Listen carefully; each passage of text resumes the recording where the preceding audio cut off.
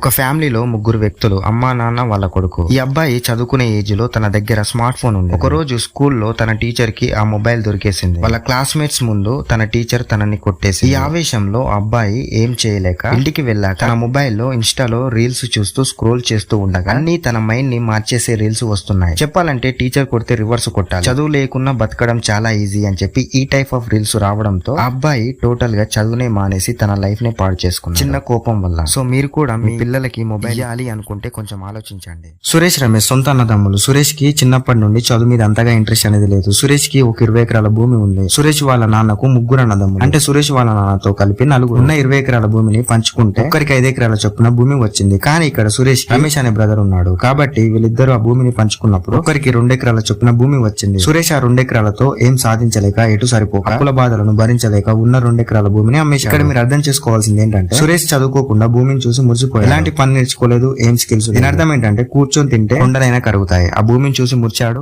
Last కు పేదవాడైపోయాడు. ఒక నిరుపేద కుటుంబం, చదువు కూడా అంతగా లేదు కానీ ఈ జీవితంలో ఏదో ఒకటి సాధించాలని తన కోరిక. అసలే నిరుపేద కుటుంబం కానీ సడన్ గా ఒక రోజు వాళ్ళు ఉండే ఇల్లు కాలిపోయింది. ఆ తర్వాత నుండి పరిస్థితులు కూడా చాలా ఘోరంగా మారిపోయాయి. వాళ్ళ ఫ్యామిలీని హ్యాపీగా చూసుకుందాం అనుకున్న ప్రతిసారి చదువు అడ్డుపడేది. Guys, it's real story. ఇది మా ఫ్రెండ్ వాళ్ళకి జరిగింది.